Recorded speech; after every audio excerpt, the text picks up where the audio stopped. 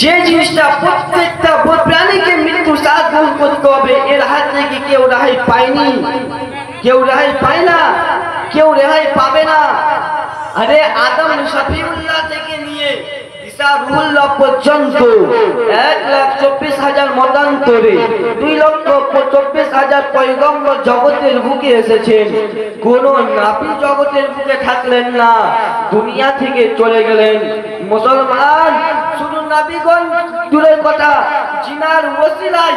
ইহ জগৎ পর জগৎ, দুই জগৎ সৃষ্টি, জান্নাত জাহান্নাম সৃষ্টি। জিনার ওসিলায় আসমানকে আল্লাহ পাক সৃষ্টি করলেন, জমিনকে আল্লাহ পাক সৃষ্টি করলেন। ওই নবী জগতের বুকে থাকলেন না, ওই নবী জগৎ থেকে বিদায় নিয়ে নিলেন। তো আমাদেরকে জগৎ থেকে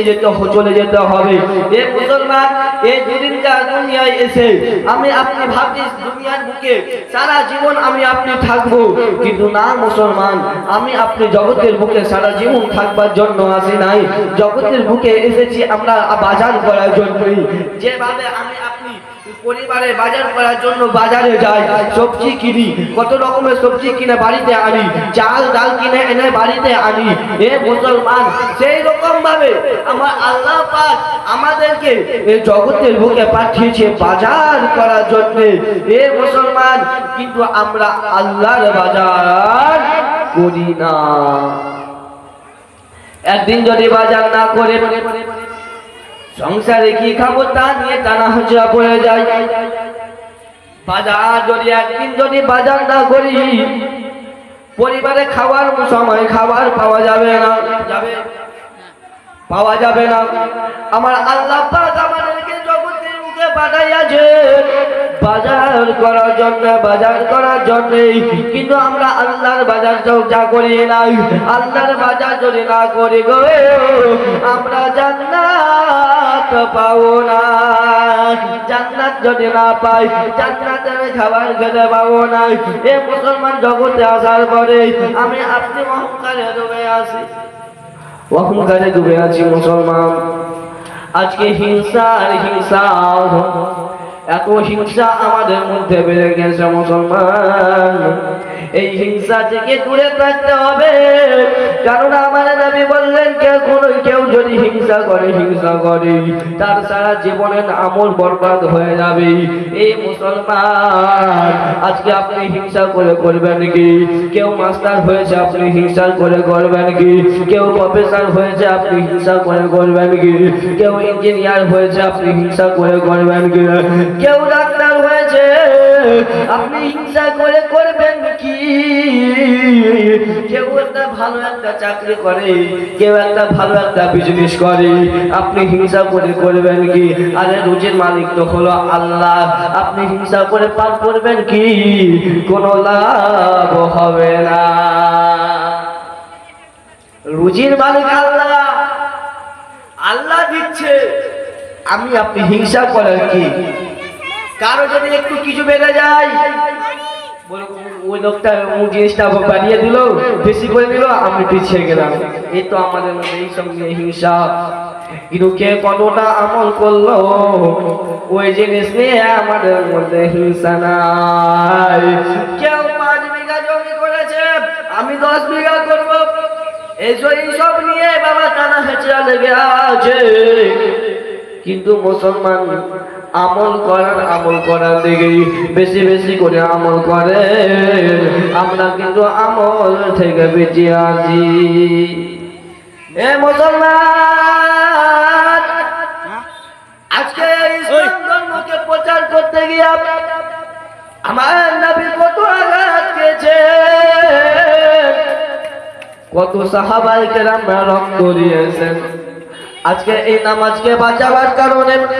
আজকে এই নামাজকে কায়েম রাখার কারণে সাহাবায়ে কেরামরা জঙ্গের ময়দানে,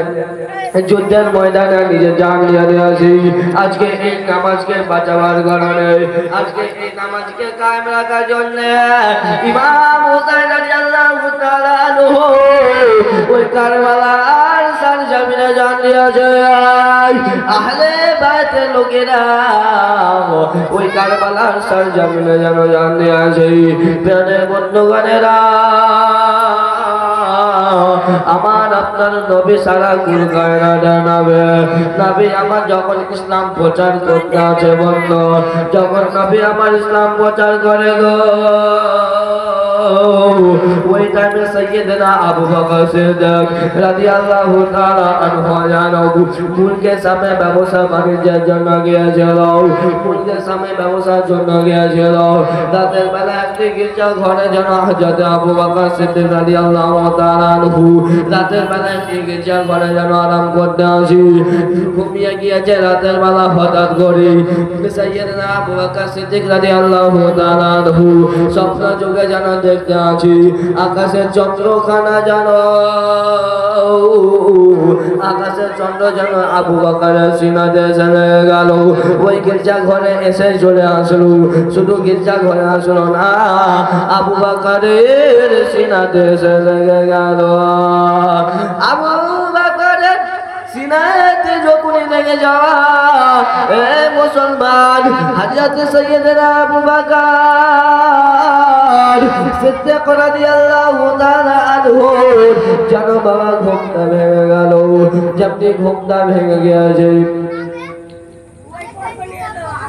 যেমনি ঘুমটা ভেঙে গিয়েছে যেমনি ঘুমটা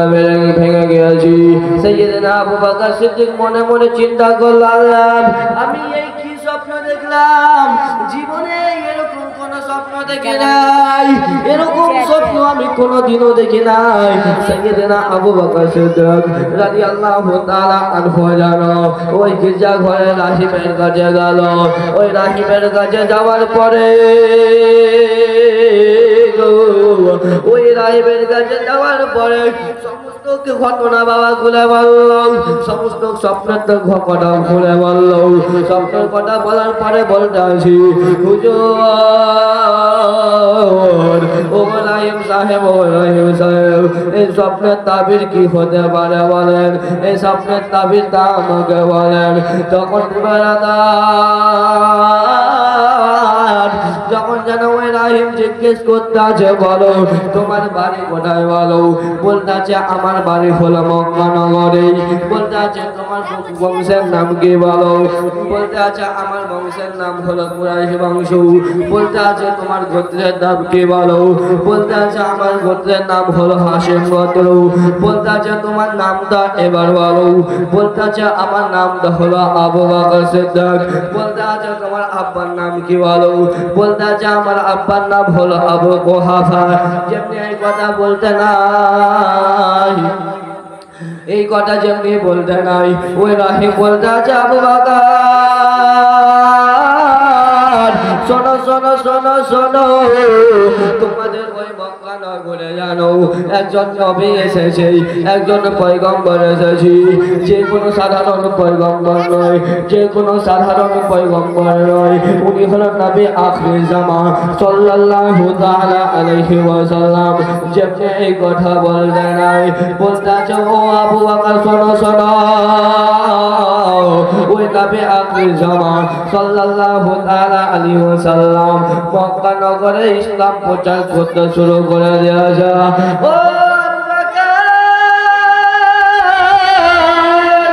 শোনো শোনো শোনো শোনো ওই পয়গম্বর জানো মক্কা নগরে ইসলাম প্রচার করতে লেগে গেছে ও আবু বকর আমরা কিতাবের মধ্যে পড়েছি উনার কালেমা সর্বপ্রথমে যে পড়বি যুবকদের মধ্যে সর্বপ্রথমে যে উনার কালেমা পড়বি উনার নাম হবে হযরত আবু বকর ইবনে কুহাফা ও আবু বকর তোমার নাম লেখা রয়েছে ও আবু বকর আর দেরি করো না তাড়াতাড়ি মক্কা নগরে চলে যাও মক্কা নগরে যাওয়ার পরে যেন ওই নবীর সঙ্গে সাক্ষাৎ করো ওই নবীর নাম হবে মুহাম্মদ ওর আব্বার নাম হবে আব্দুল্লাহ ওর দাদার নাম হবে আব্দুল মুত্তালিব উনি হবে কুরাইশ বংশের আওলাদ এই কথা যেমনি বলতে নাই আবু বকর যেন চিনে গেল এই মুহাম্মদ ইবনে আব্দুল্লাহ বিন আব্দুল মুত্তালিব এটা কোনো অন্য কেউ নাই এটা হলো আমার নিজের বন্ধু উনি হলো আমার আমার বন্ধু এই মুসলমান যেমনি এই কথা বললে নাই হযরত আবু বকর স্বপ্নের তাবির জেনে গেল স্বপ্নের তাবির জানার পরে যেন হযরত সাইয়্যিদানা আবু বকর সিদ্দিক রাদিয়াল্লাহু তাআলা আনহু যেন বাবা ওই মুলকের শাম থেকে ব্যবসা বাণিজ্য ছেড়ে নেয়া ওই বাবা সামনে সে ব্যবসা বাণিজ্যকে ছেড়ে নেয়া যত মাসামানগুলো ছিল তাড়াতাড়ি বিক্রি করে দেয়া হযরত সাইয়্যিদানা আবু বকর সিদ্দিক রাদিয়াল্লাহু তাআলা আনহু যেন মুলকের সামনে যে বাবা মক্কা নগর চলে আসলো মক্কা নগর যেমনি আসা বন্ধুগণেরা মক্কা নগর যেমনি আসতে দেরি নাই মক্কা নগর যেমনি আসা গো হযরত আবু বকর সিদ্দিক রাদিয়াল্লাহু তাআলা আনহু যেন আমার নবীকে খোঁজ করতে আসে হযরত আবু বকর সিদ্দিক যেন আমার নবীকে খোঁজ করতে আসে আর কিতাবের মধ্যে দাও আমার নবী যেন আবু বকরকে খোঁজ করতে আসে আর খোঁজ করে যায়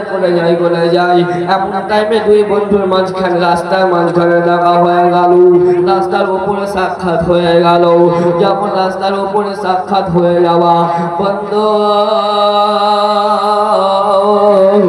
সাইয়্যিদানা আবু বকর সিদ্দিক রাদিয়াল্লাহু তাআলা আনহু জানা আমার নবীকে জানা বললাছি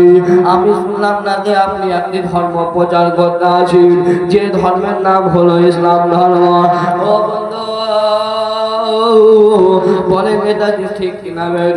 আমার নবী বলতে আছেন আবু বকর তুমি যেটা শুনেছো একেবারে সঠিক শুনেছো আমি যে ধর্ম প্রচার করতে আসি এটা হলো ইসলাম ধর্ম ও আমি চাই তুমি মূর্তি পূজাকে ছেড়ে দিয়া জানো আমার ধর্ম এই ইসলাম ধর্মকে মেনে নাও আমার কলমা পড়ে মুসলমান হয়ে যাও আমার কলমা পড়ে নাও মুসলমান হয়ে যাও এক আল্লাহ বলে মেনে নাও আমাকে তার রাসূল বলে মেনে নাও এই কথা বলতে নাই সাইয়্যিদানা আবু বকর সিদ্দিক রাদিয়াল্লাহু তাআলা আনহু জানা বলতে আছেন ইয়া রাসূলুল্লাহ ইয়া হাবিবাল্লাহ নবী গো আর দেরি করবেন না আপনার ওই মধুমাখা কালেমা খানা পাঠ করাইয়া দেয়া আমাকে মুসলমান বানাইয়া দিন জোরে বলুন না সুবহানাল্লাহ।